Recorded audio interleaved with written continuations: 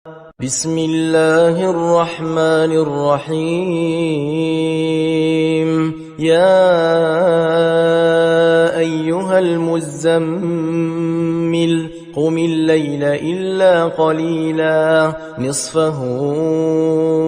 أو انقص منه قليلا أو زد عليه ورتل القرآن ترتيلا إنا سنلقي عليك قولا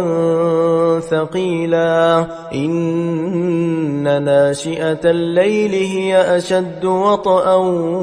وأقوم قيلا إن لك في النهار سبحا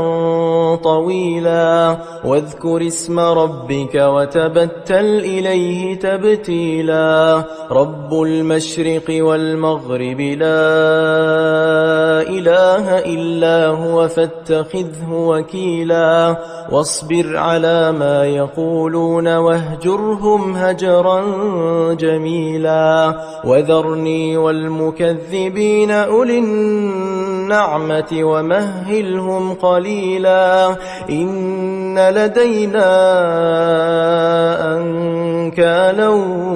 وجحيما وطعاما ذا غصة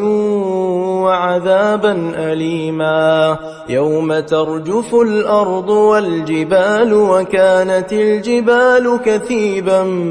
مهيلا إنا أرسلنا إليكم رسولا شاهدا عليكم كما أرسلنا إلى فرعون رسولا فعصى فرعون الرسول فأخذناه أخذا وبيلا فكيف تتقون إن كفرتم يوما يجعل الولدان شيبا السماء منفطر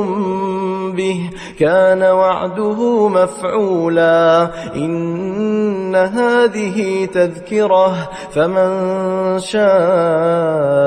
اتخذ إلى ربه سبيلا إن ربك يعلم أنك تقوم أدنى من ثلثي الليل ونصفه وثلثه وطائفة من الذين معك والله يقدر الليل والنهار علم أن لن تحصوه فتاب عليكم فاقرؤوا ما تيسر من القرآن علم أن سيكون منكم مرضى وآخرون يضربون في الأرض يبتغون من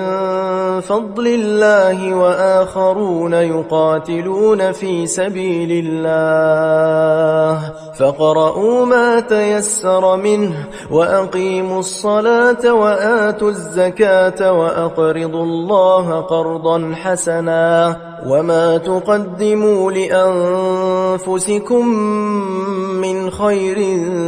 تجدوه عند الله هو خيرا وأعظم أجرا واستغفروا الله